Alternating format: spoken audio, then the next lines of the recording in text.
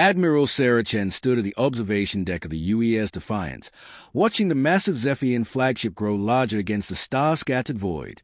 The vessel stretched to kilometers, its bioorganic hull pulsing with veins of ethereal blue light that made it look more like a living creature than a warship.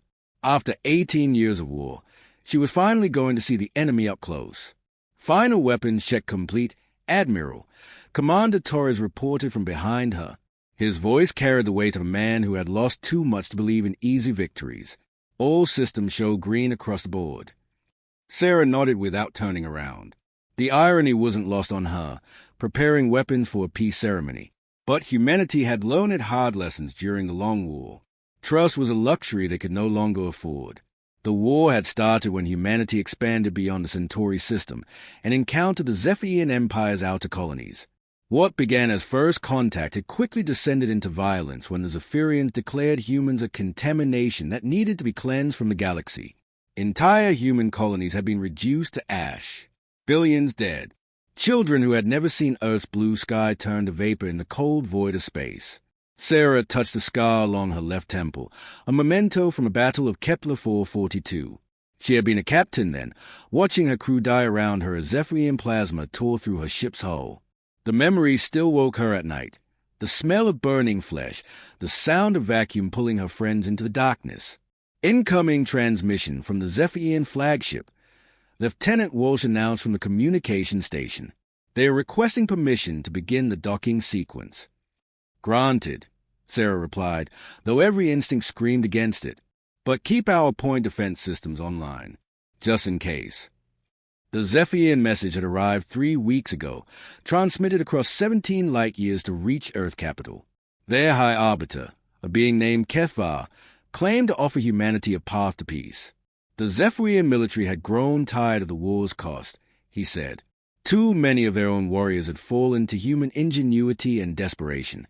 The time had come for reconciliation. Earth's leadership had debated for days. President Martinez wanted to accept immediately. The human colonies were stretched thin, resources running low, morale cracking under the weight of endless conflict. But Admiral Chen and the military brass remained suspicious.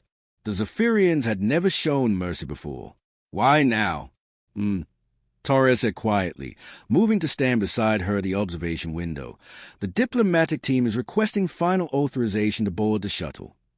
Sarah watched as a smaller vessel detached from the Zephyrian flagship, its organic curves graceful as it approached their docking bay. The sight made her stomach turn. Beautiful and alien, like a predator pretending to be prey. "Tell Ambassador Harrison he has my authorization," she said, "and remind him that his personal shield generator needs to stay active at all times. We don't know what kind of atmosphere they are planning to use over there." The docking process took 30 minutes. Sarah used the time to review the intelligence reports one final time, though she had memorized every detail. The Zephyrians were humanoid but taller, with elongated limbs and skin that shifted between green and silver depending on their emotional state. Their technology was largely biological, grown rather than built. Most importantly, they were telepathic within their own species but couldn't read human thoughts, a crucial advantage that had kept humanity alive this long. "Docking complete," Walsh reported. "The shuttle is secure in Base 7. Sarah straightened her dress uniform and checked her sidearm. The weapon felt solid and reassuring against her hip. Around the bridge, her crew maintained their positions with practiced calm, but she could feel the tension radiating from every console. They all knew this moment would define humanity's future. "Admiral," Torres said, his voice barely above a whisper, "what if this is real? What if they actually want peace?" Sarah looked at her old friend and saw the hope in his eyes, the same hope she had felt when the message first arrived. The desperate wish that maybe, just maybe, the killing could finally stop. "Then we celebrate," she said simply. "But if it's a trap?" She didn't need to finish the sentence. Torres nodded grimly and returned to his station. The shuttle bay doors opened with a mechanical hiss, and the Zephyrian delegation emerged. There were 12 of them, led by a towering figure whose skin gleamed like polished metal. High Arbiter HFY moved with fluid grace, his forearms held in what appeared to be a gesture of peaceful greeting. Behind him came his retinue, each wearing robes that seemed to flow like liquid in the artificial gravity. Ambassador Harrison stepped forward to greet them, flanked by 2 Marine guards who tried their best to look ceremonial rather than threatening. The moment felt surreal. Enemies who had been trying to kill each other for nearly 2 decades now exchanging formal pleasantries in a sterile docking bay. "Welcome aboard the UES Defiance," Harrison said, his voice carrying clearly over the comm system. "High Arbiter Ketvar, on behalf of humanity, I thank you for this opportunity to pursue peace." The Zephyrian leader's response came through the universal translators, his words tinged with an odd musical quality that made Sarah's skin crawl. "The honor is ours, Ambassador Harrison. We have traveled far to reach this moment of understanding." As the delegations moved toward the shuttle that would carry them to the Zephyrian flagship, Sarah caught sight of something that made her blood run cold. One of the Zephyrian guards was carrying what looked like a ceremonial staff, but the energy readings from her sensor suggested otherwise. The weapon's signatures were subtle but unmistakable. "Torres," she whispered into her comm unit, "are you seeing this?" "Confirmed, Admiral. Multiple energy weapons disguised as ceremonial items. They are not here for peace." Sarah watched the shuttle detach from her ship and begin its journey toward the Zephyrian flagship. In 6 hours, the formal treaty signing would begin. Ambassador Harrison would represent humanity's hopes for a future without war. And somewhere in the depths of that alien vessel, the trap would spring. But this time, humanity was ready. The interior of the Zephyrian flagship defied human understanding of architecture. Curved walls pulsed with bioluminescent veins, and the floor felt organic beneath Ambassador Harrison's boots, as if he were walking through the digestive system of some massive creature. The air carried a sweet, cloying scent that made his nose burn despite the atmospheric filters in his suit. "Fascinating construction," Dr. Elena Vasquez whispered beside him, her scientific curiosity overriding her obvious discomfort. As humanity's leading xenobiologist, she had volunteered for the delegation despite knowing the risks. The entire ship appears to be a single living organism. High Arbiter Ketvar glided ahead of them, his forearms weaving graceful patterns as he spoke. "Your species builds with dead materials, metal and plastic and stone. We prefer to grow our vessels, to nurture them like children. This ship has served our people for 3 centuries, learning and adapting with each voyage." The Marine escorts, Sergeants Martinez and Okafor, maintained perfect formation despite the unsettling environment. Their eyes constantly scanned the corridor ahead, looking for threats among the alien beauty. Both carried ceremonial weapons that appeared purely decorative but packed enough firepower to level a city block. "The signing ceremony will take place in our Hall of Harmonies," Ketvar continued, his translator rendering his musical speech into flat human words. "It is where our greatest accords have been sealed throughout history. Your presence there will mark a new chapter for both our species." Harrison nodded politely, though something about the Arbiter's tone made his skin crawl. After 25 years in the diplomatic corps, he had developed an instinct for deception. The Zephyrian leader's words carried the right sentiment, but his body language suggested something else entirely. The way his secondary arms kept twitching toward concealed objects. The slight discoloration of his skin that indicated emotional stress in his species. They passed through a junction where dozens of Zephyrian crew members lined the walls, their elongated forms standing at attention. Harrison noticed that many wore what appeared to be combat gear beneath their ceremonial robes. Strange preparation for a peace treaty. "Tell me, High Arbiter," Harrison said carefully, "what changed your people's minds about the war? Your previous communications suggested that humanity represented an existential threat to Zephyrian civilization." Ketvar's skin shifted from silver to a deeper green, a sign of discomfort, according to human intelligence files. "War teaches many lessons, Ambassador. We have learned to appreciate human resourcefulness. Your species has proven more adaptable than we initially calculated." The word calculated hung in the air like a threat. Dr. Vasquez caught Harrison's eye and gave an almost imperceptible shake of her head. She had heard it too, the slip that revealed this had all been planned from the beginning. They entered a vast chamber that took Harrison's breath away. The Hall of Harmony stretched upward for hundreds of meters, its walls covered in intricate patterns that seemed to shift and dance in the bioluminescent light. Thousands of Zephyrian dignitaries filled tiered galleries around the central floor, their collective presence creating a low harmonic hum that resonated through the ship's living structure. "Magnificent!" Harrison breathed, and he meant it despite his growing suspicions. Even if this was a trap, he couldn't deny the alien artistry surrounding them. A massive table dominated the center of the hall, grown from the same organic material as the ship itself. Upon its surface lay 2 documents, the peace treaty written in both human and Zephyrian script. The papers seemed insignificant beneath the cathedral-like space above them, but Harrison knew they represented either humanity's salvation or its doom. "The ceremony will begin in 1 hour," HFY announced. "Please, make yourselves comfortable. Refreshments have been prepared according to your dietary requirements." As the Zephyrian delegation withdrew to prepare, Harrison gathered his team in a small alcove overlooking the main floor. The Marines took defensive positions while Dr. Vasquez activated a small device that would scramble any listening devices. "This is wrong," she said immediately. "The pheromone readings I'm getting from their crowd indicate high levels of anticipation and aggression. These people aren't here to witness a peace treaty. They're here for something else entirely." Sergeant Martinez nodded grimly. "I count at least 50 armed guard positioned throughout the galleries.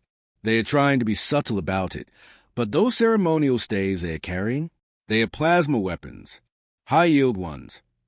And the ventilation system bothers me," Dr. Vasquez added. "The air composition has been slowly shifting since we arrived. Nothing toxic yet, but if they wanted to introduce an aerosol agent."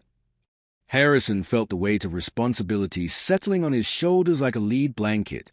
He carried humanity's hopes in his diplomatic pouch, but also the authority to call for immediate evacuation if necessary. The question was whether they could escape before the trap closed around them. "Options," he asked quietly. "We could abort," Sergeant Okafor suggested. "Make excuses, return to our ship, and recommend military action. And condemn billions more to die in a war that might have ended today," Harrison replied. "If there's even a chance this is legitimate." He was interrupted by a soft chime that echoed throughout the hall. Zephyrian dignitaries began taking their places in the galleries, their skin patterns shifting to display what appeared to be formal ceremony colors. The harmonic humming grew louder, more complex, building towards something that made Harrison's teeth ache. High Arbiter HFY reappeared at the central table, now wearing robes that seemed to be made of living light. Behind him came 12 other Zephyrians, each carrying objects that Harrison's briefings had identified as religious artifacts. But Dr. Vasquez was scanning them with her instruments and shaking her head frantically. "Those aren't religious artifacts," she whispered urgently. "They are weapons, biological warfare devices. If they activate those things in this enclosed space..." The realization hit Harrison like a physical blow. This wasn't just a trap to kill the human delegation. It was a biological weapon deployment designed to contaminate their ship and spread throughout human space. The Zephyrians weren't offering peace. They were attempting genocide with a smile. "Sergeants," Harrison said quietly, his hand moving toward the emergency beacon that would signal Admiral Chen, "prepare for immediate hostilities." "Dr. Vasquez, how long do we have?" "Based on the energy signatures, maybe 10 minutes before those devices reach activation threshold," she replied, her face pale with fear. Harrison looked down at the peace treaty waiting on the organic table, its words promising an end to suffering and death. Such beautiful lies, written in elegant script and sealed with hope. But humanity had learned to read between the lines of alien promises. "Signal the Admiral," he ordered. "Tell her the treaty signing is about to begin ahead of schedule." It was a coded message they had agreed upon, one that would tell Admiral Chen everything she needed to know. The trap was springing exactly as they had suspected. But this time, the prey had teeth. Admiral Chen received the coded transmission while reviewing tactical displays in the Defiance's war room. The message appeared routine, a simple update on ceremony timing, but she had designed the code herself.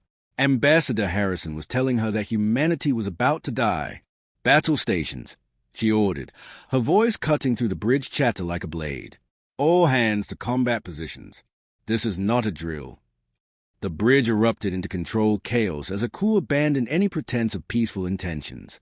Weapon systems that had been disguised as diplomatic equipment revealed their true nature. The ship's hull reconfigured itself, armor plating sliding into position while hidden gun ports opened like mechanical flowers blooming in the void. Commander Torres called from the tactical station. "We're detecting massive energy buildups throughout the Zephyrian fleet." They are powering weapons across all vessels. Through the main view screen, Chen watches 12 Zephyrian warships materialize from behind sensor shadows, their organic hulls glowing with hostile intent. They had been waiting, hidden and patient, for the moment when humanity's guard would drop. The peace treaty had been nothing more than bait to draw human leadership into a killing field. They played this perfectly, Torres muttered, his fingers dancing over weapon controls. Got our entire command structure in one place, surrounded by their fleet. Classic trap. Chen allowed herself a cold smile. Except they made one crucial mistake. They assumed we trusted them. The Defiance wasn't alone in the void. As Chen watched, space around the Zephyrian formation began to shimmer with the distinctive distortions of cloaked vessels dropping their stealth fields. 30 human warships materialized from nothing, their weapons already trained on alien targets. The entire human expeditionary fleet had been waiting and hiding, just as the Zephyrians had. Admiral, Lieutenant Walsh reported from communications.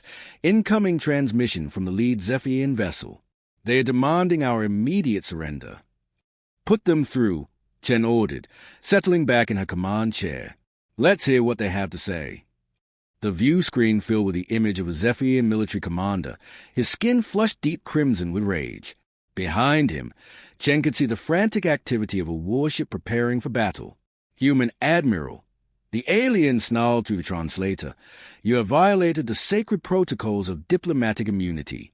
Your fleet presence constitutes an act of war. Chen laughed, the sound harsh and bitter in the recycled air of the bridge. Rich words from someone about to commit genocide. Tell me, Commander, how long have you been planning this particular massacre? The Zephyrian secondary arms twitched, a tell that Chen had learned to recognize during the Long War. You speak of things you do not understand. The peace treaty was genuine. Your aggressive posture has forced our defensive response. Defensive? Chen stood, moving closer to the view screen. You have 12 ships loaded with biological weapons aimed at my diplomatic vessel. Your idea of peace involves killing every human in this system and spreading plague throughout our colonies. Did you really think we wouldn't notice? The alien commander's skin shifted to a sickly yellow, fear mixed with rage. He had expected surprise, confusion, maybe even panic from the human fleet. Instead, he was facing an enemy who had known exactly what to expect. How? He whispered, his musical voice barely audible through the translator. Because we've been fighting your kind for 18 years, Chen replied. We've learned to think like predators. Every communication you sent, every diplomatic gesture, every promise of peace, it all screamed trap to anyone with half a brain. The only question was whether we'd spring it or turn it against you. She gestured to Commander Torres, who began transmitting targeting data to the fleet. 30 human ships locked weapons on 30 Zephyrian targets, the mathematical precision of their formation speaking to years of combat experience. You want to know the real tragedy here. Chen continued, her voice growing softer and more dangerous. Some of us actually hoped you were serious. Ambassador Harrison down there on your ship, he wanted to believe in peace. He has spent 25 years trying to prevent wars, not start them. But you couldn't help yourselves, could you? Had to go for the quick kill instead of taking the harder path. The Zephyrian commander's image flickered as his vessel systems began experiencing human electronic warfare attacks. Viruses designed specifically for biological computer systems were already infiltrating his ship's nervous system, causing coordination failures throughout the alien fleet. Impossible, he stammered. Our biotechnology is immune to your crude digital attacks. Was immune, Chen corrected. Dr. Sarah Kim spent 3 years developing those viral programs. Turns out your living computers are just as vulnerable to infection as any other organism. They just need the right kind of disease. Throughout the Zephyrian formation, ships began listing as their organic systems failed. Navigation, weapons control, and life support struggled against cascading system failures that spread like cancer through their biological networks. The aliens' greatest strength, the integration of life and technology, had become their fatal weakness. Admiral, Torres reported, we're detecting massive explosions aboard the flagship. Whatever they were planning to do to our people, it started going wrong. Chen's stomach clenched with worry for Harrison and his team, but she forced herself to focus on the larger battle. The success of humanity's ambush meant nothing if they couldn't rescue their own people from the alien ship. "Signal all vessels," she ordered. "Execute Operation Righteous Fury. I want those biological weapons neutralized and our people extracted in the next 10 minutes." The human fleet moved with deadly precision, each ship knowing its role in the carefully rehearsed plan. Unlike the Zephyrians, who relied on individual ship commanders making decisions through telepathic coordination, humanity had learned to fight as a unified machine. Every captain knew exactly what their admiral expected, and every crew member understood the stakes. Lieutenant Walsh called out urgently, "Ambassador Harrison is transmitting. Audio only, heavy interference. Put him through." Harrison's voice crackled over the comm system, distorted by alien technology and what sounded like explosions in the background. "Admiral, trap confirmed. Biological weapons activated prematurely. Systems failing throughout their ship. Need immediate extraction." The transmission cut to static, leaving the bridge in tense silence. Chen stared at the Zephyrian flagship on her view screen, watching as sections of its organic hull began to glow with uncontrolled energy discharges. The aliens' plan was literally eating their ship from the inside out. "Torres," she said quietly, "prep the boarding shuttles. Full hazmat protocols. We're going in." The radiation levels are irrelevant," Chen snapped. "We don't leave our people behind. Ever." As the human fleet closed in on the crippled Zephyrian vessels, Chen felt the familiar weight of command settling on her shoulders. They had won the tactical engagement, but the real battle was just beginning. Somewhere in the bowels of that alien ship, humanity's finest diplomat was fighting for his life against weapons designed to destroy entire species. Time to show the Zephyrians what happened when they underestimated human loyalty. Ambassador Harrison presses back against the pulsing wall of the Zephyrian ship as another explosion shook the corridor around them. The organic hull screamed in harmonics that made his bones ache, sections of bioluminescent tissue dying and turning black as the vessel's immune system turned against itself. "The weapons are self-destructing," Dr. Vasquez shouted over the chaos, her scanner readings dancing wildly as they tried to make sense of the biological catastrophe surrounding them. "Whatever Admiral Chen did to their computer systems, it's causing cascade failures throughout the ship." Sergeant Martinez appeared around the corner, his armor scorched from plasma fire. The Zephyrians are in full panic mode. Half their guards are dead from their own biological weapons, and the other half are trying to contain the system failures. We have a clear path to the extraction point. What about the ceremonial hall?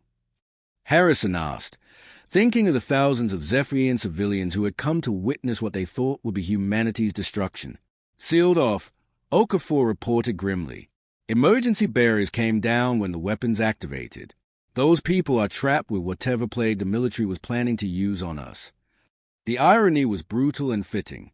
The Zephyrians had designed their trap so perfectly that when it failed, it consumed them instead of their intended victims. Their biological weapons, meant to spread through human colonies like wildfire, were now devouring the very ship that carried them. Another tremor ran through the corridor, this one accompanied by the sound of metal, or whatever the Zephyrian equivalent was, tearing under stress. Emergency lighting flickered on as the ship's primary bioluminescence failed, casting everything in harsh red shadows. How long before structural collapse? Harrison asked. Dr. Vasquez consulted her readings, her face pale in the emergency lighting. At this rate? Maybe 20 minutes before the ship breaks apart completely. The biological weapons are literally eating the vessel support structure. They moved through corridors that were transforming into something from a nightmare. The walls bled phosphorescent fluid that pooled on the floor and gave off toxic vapors. Ceiling sections collapsed behind them as the ship's organic framework dissolved. The beautiful alien architecture that had awed Harrison earlier was now a death trap consuming itself in biological fury. "Movement ahead," Martinez warned, raising his weapon as a group of Zephyrian soldiers rounded the corner. But these weren't the proud warriors who had escorted them to the ceremony. Their skin had turned a sickly gray-green, and several were coughing up fluid that glowed with the same toxic light as the walls. "They're infected," Vasquez whispered in horror. "Their own biological weapons are killing them." The Zephyrian soldiers saw the human group and raised their weapons, but their movements were sluggish and uncoordinated. Whatever plague they had unleashed was designed to attack nervous systems, and it was working exactly as intended, just on the wrong species. "Stand down!" Harrison called out in the Zephyrian language, his translator rendering the words in their musical tones. "We can help you." The lead soldier tried to respond, but only managed a gurgling sound before collapsing. The others followed within seconds, their weapons clattering uselessly to the floor as the biological agents overwhelmed their systems. "Jesus," Okafor muttered, his professional composure cracking at the sight. "They built something that could do this to their own people." "It was meant for us," Harrison replied, feeling sick at the implications. This is what they wanted to do to every human colony in the galaxy. They stepped carefully around the dying aliens and continued toward the extraction point. The ship groaned around them like a wounded animal, its death throes becoming more violent with each passing minute. In the distance, they could hear the sounds of structural collapse as entire sections of the vessel failed. There, Martinez pointed ahead to where a human shuttle had burned through the ship's outer hull. The organic material around the breach had sealed itself reflexively, but the shuttle's cutting beams were maintaining the opening against the ship's healing attempts. "Ambassador Harrison." The voice belonged to Commander Sarah Chen, the fleet's chief science officer. She waved them forward from the shuttle's airlock, her hazmat suit gleaming under the emergency lights. "Move! This whole section is about to collapse." They ran through corridors that were liquefying around them, the ship's death accelerating as more systems failed. Behind them, Harrison could hear the screams of Zephyrians trapped throughout the vessel, soldiers, civilians, diplomats, all dying from weapons their own government had created. The shuttle's airlock sealed behind them with a hiss of pressurizing atmosphere. Dr. Kim immediately began decontamination procedures, bathing them in sterilizing radiation that burned away any trace of the biological weapons. "Status report," Kim demanded as her scanners confirmed they were clean. "Total system failure aboard the Zephyrian flagship," Harrison replied, stripping out of his contaminated diplomatic uniform. "Their biological weapons activated prematurely and are consuming the entire ship. Estimated casualties in the thousands." Through the shuttle's viewports, they watched as a massive alien vessel began to break apart. Sections of hull drifted away like diseased tissue, while internal explosions lit up the night in sickly green flashes. What had been a thing of beauty just hours before was now a floating tomb.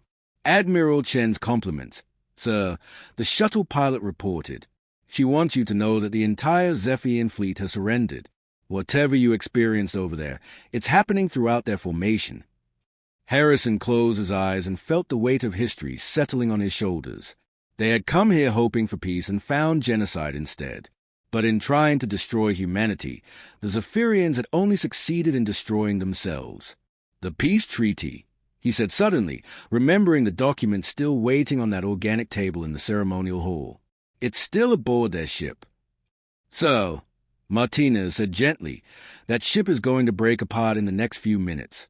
Whatever was on that treaty, it doesn't matter now." But Harrison knew it did matter. Those documents represented everything. Humanity's hopes of peace, the Zephyrians' lies and treachery, and the terrible price of trust in a hostile universe. They were burning now along with the aliens who had created them, consumed by the very weapons meant to ensure their civilization's dominance. The shuttle's engines fired, carrying them away from the dying Zephyrian flagship toward the safety of human space. Behind them, the largest vessel in the alien fleet collapsed in on itself, its organic structure finally succumbing to the biological catastrophe within. In the distance, Admiral Chen's fleet maintained watch over the surviving Zephyrian ships. The war wasn't over, might never be over, but this battle had taught both species a crucial lesson about the cost of deception. Harrison stared out at the stars and wondered if there would ever truly be peace between the species, or if they were doomed to fight until one or both civilizations destroyed themselves completely. The answer, he suspected, lay in the choices they would make in the days ahead. The answer, he suspected, lay in the choices they would make in the days ahead. 3 days after the failed peace summit, Admiral Chen stood in the observation lounge of the UES Defiance, watching as the last of the Zephyrian survivors were transferred to medical ships. The alien fleet that had come to commit genocide now floated powerless in space, their crews decimated by their own biological weapons.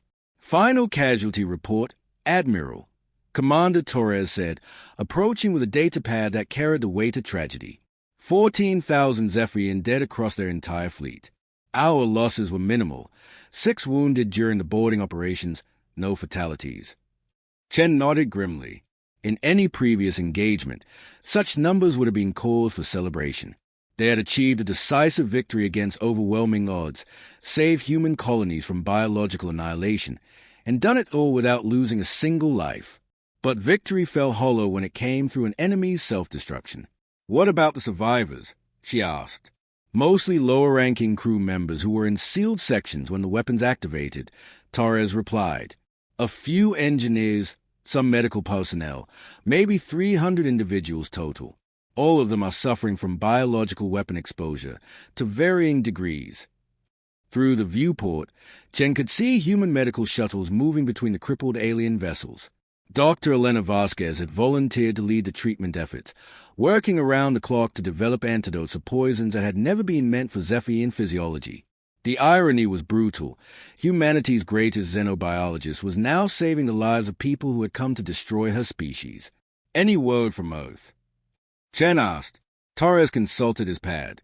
"President Martinez is calling it a great victory. The media is running stories about humanity's military brilliance and alien treachery. There are celebrations in the streets of New Geneva. And what about the High Command? They want to press the advantage. Admiral Brooks is advocating for an immediate strike on the Zephyrian home system while their fleet is crippled. End the war decisively."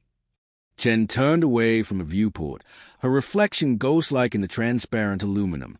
She had spent 18 years fighting the Zephyrians, had watched them burn human colonies and murder billions of innocent people. By every measure of military logic, Brooks was right. This was a moment to finish what the aliens had started. Lieutenant Walsh called from the communication station. "Incoming priority transmission from the medical bay. Dr. Vasquez requests your immediate presence." Chen found the chief medical officer in the ship's largest surgical suite, surrounded by alien patients who looked nothing like the proud warriors who had boarded her vessel days earlier. The Zephyrians lay on human medical beds, their skin a sickly gray-green, connected to life support systems that were the only things keeping them alive. "They are dying," Vasquez said without preamble. "All of them." The biological weapons were designed to attack neural tissue, and once the process starts, it can't be stopped. "I can slow it down, maybe give them a few more days, but I can't cure them." "How many know this?" Chen asked quietly. "Just my medical team, and now you. The survivors think we're working on a cure. They are grateful, Admiral. Can you believe that? Grateful that we're trying to save them after what they attempted to do to us." Chen moved between the beds, looking down at faces that belonged to people who had come to commit genocide. Some were young, barely adults by Zephyrian standards. Others bore the scars of the Long War, veterans who had fought humanity across a dozen star systems. All of them were dying from weapons their own government had created. "There's something else," Vasquez continued, her voice dropping to a whisper. "One of them, a communications officer named HFY. She's been trying to tell me something. Her injuries aren't as severe as the others, and she speaks some human languages." "What does she want?" "To make contact with the Zephyrian government. She says there are factions within their leadership who oppose this mission, who wanted genuine peace negotiations. She thinks if we help her send a message, we could prevent a wider war," Chen finished, understanding immediately. The implications were staggering. If there were Zephyrians who genuinely wanted peace, then humanity's response to this betrayal could either strengthen those voices or destroy them forever. "Show me," Chen ordered. HFY lay on a medical bed near the center of the ward, her elongated form barely fitting on equipment designed for human physiology. When she saw Admiral Chen approach, her skin shifted to a pale blue. What Chen had learned it was a sign of hope among her species. "Admiral," the alien whispered, her voice carrying the musical tones that made Zephyrian speech so distinctive. "I know what my people attempted here. There is no forgiveness for such evil." Chen pulled up a chair beside the bed, studying the dying alien's face. "But you oppose it." "Many opposed," HFY replied, struggling with the human words. "The War Council, they told us peace talks were real. Only High Command knew the truth. When weapons activated, we realized we were expendable too." The revelation hit Chen like a physical blow. The Zephyrian military leadership had been willing to sacrifice their own people to ensure humanity's destruction. The thousands who died aboard these ships weren't just victims of their own treachery. They were pawns in a game they never understood. These factions you mentioned, Chen said carefully, do they have any real power? Thekvia's breathing became labored as she fought to stay conscious. Council of FKA leads peaceful faction. She has support among civilian populations. But War Council controls fleet and armies. If you attack Homeworld, she and her followers will be executed as traitors. Dr. Vasquez checked the aliens' vital signs and gave Chen a meaningful look. They were running out of time.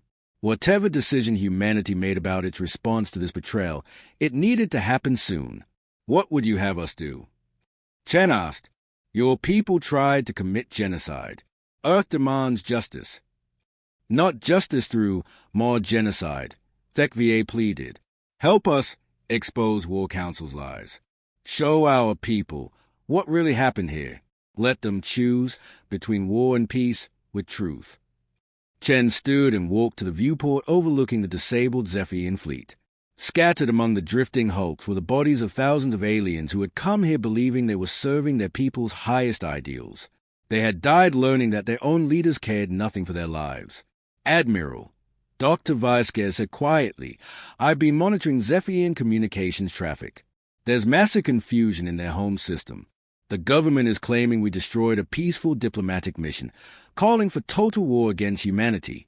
But there are other voices questioning the official story. The perfect moment for a counter-narrative, Chen realized. She turned back to Thekvia, who was watching her with desperate hope in her alien eyes. If we help you transmit the truth, will your people listen? Some will, the dying alien replied. Maybe enough. But War Council will call it human propaganda. Need more than words. Chen felt the weight of decision settling on her shoulders. She could follow Admiral Brooks's advice and launch an immediate strike on the Zephyrian homeworld. It would be militarily sound, strategically justified, and politically popular. Earth's colonies would be safe from future biological weapons, and humanity would finally have its revenge for 18 years of war. But it would also mean the deaths of billions of innocent civilians and the destruction of any chance for real peace. The moderate voices in Zephyrian society would be silenced forever, replaced by extremists who would fight to the last breath rather than surrender.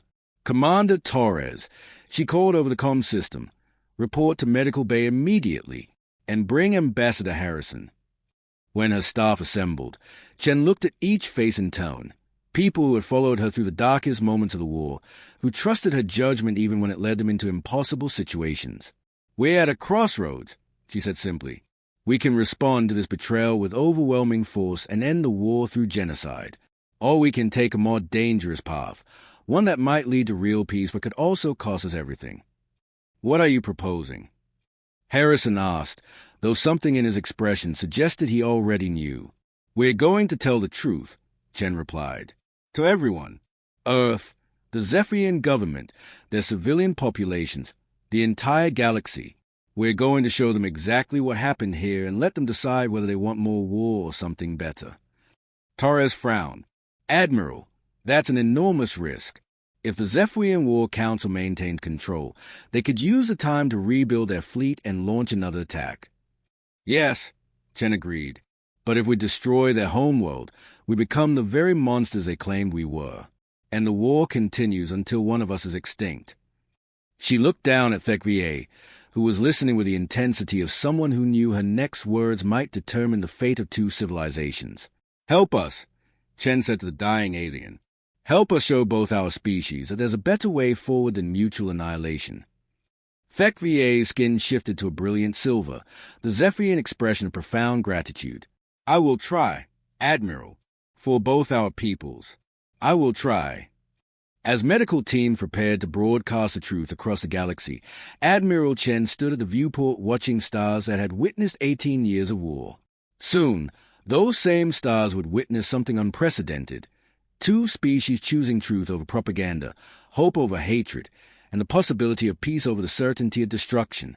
The war wasn't over, But for the first time since it began, there was a chance it might end with something other than extinction. The peace treaty was a trap, but humanity came armed anyway.